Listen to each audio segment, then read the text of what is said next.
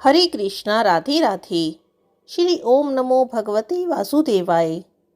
आज मैं आपको सुनाने जा रही हूँ वैशाख मास में सुनने वाली एक गौरैया की कहानी। गौरैया एक छोटी सी चिड़िया होती है जिसे बहुत ही शुभ माना जाता है। एक छोटी सी गौरैया समुद्र के किनारे एक गड्ढे में घोंसला बनाकर रहती थी। वहाँ उस गौरैया ने अपने घोंसले में 2 अंडे दिए।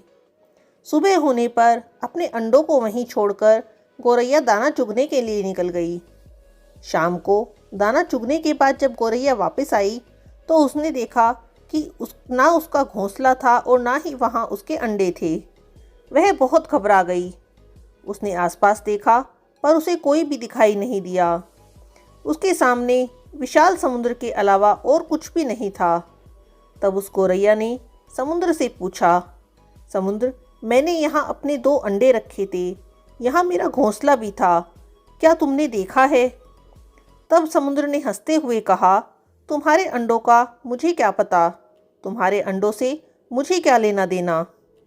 समुद्र के इस तरह हंसने से गौरैया को अंदाजा हो गया कि उसके अंडे समुद्र के ही पास हैं।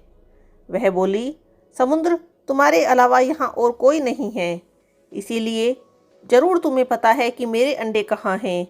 कहीं तुमने ही तो मेरे अंडे नहीं चुराए हैं। मुझे मेरे अंडे वापस कर दो। गौरैया की ये बात सुनकर समुद्र को हंसी आ गई और वह कहने लगा, मुझे नहीं पता तुम्हारे अंडे कहाँ हैं, तुम ढूंढ सकती हो तो ढूंढ लो। तब गौरैया ने गुस्से में आकर कहा, मेरे अंडे वापस कर दो, नहीं तो मैं पूरे समुद्र का पानी सुखा दूंगी। यह सुनकर तो समुद्र गौरैया पर हंसने लगा। गौरैया गुस्से में एकटक समुद्र को देखने लगी। समुद्र की लहरें आती और जाती पर गौरैया उन्हें घूरती रही।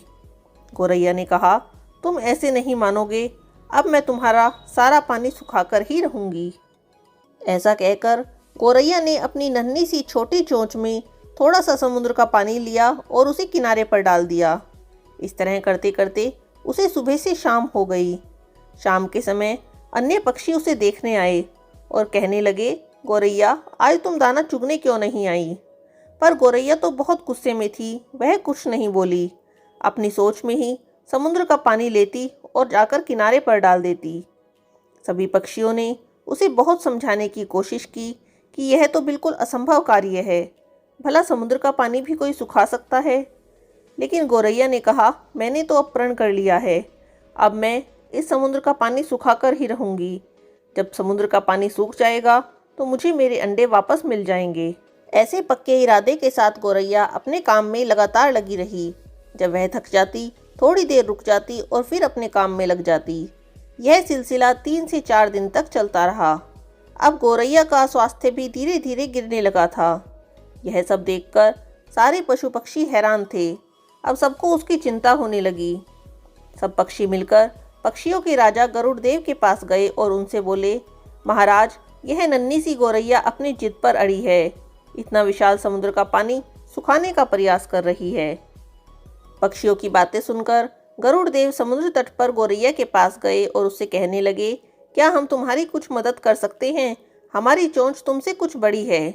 तब गौरैया गुस्से में थी। उसने कहा, यह मेरा काम है और मैं खुद कर लूँगी, मुझे किसी की मदद नहीं चाहिए।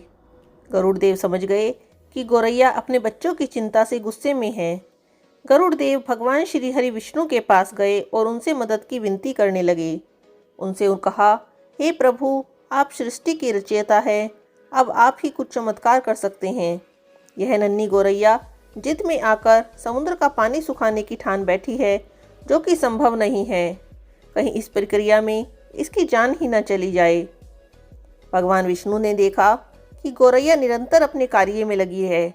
उसके इस निश्चय को देखकर प्रसन्न होकर भगवान श्री हरि विष्णु ने समुद्र देव से कहा, पीछे हटकर उसके अंडे लौटा दो, नहीं तो मैं अपने एक तीर से तुम्हें सुखा दूंगा। भगवान विष्णु की आज्ञा से समुद्र देव पीछे हट गए और गौरैया ने उसमें से अपने अंडे निकाल लिए। अपने अंडे पाकर गौरैया बहुत ही प्रसन्न हुई और बार बार भगवान विष्णु का धन्यवाद करने लगी। वैशाख मास में गौरैया की इस कहानी को जो भी सुनता है, भगवान विष्णु की कृपा से उसके सभी काम सफल होते हैं। बोलिए भगवान विष्णु की जय। हरे कृष्णा राधे राधे।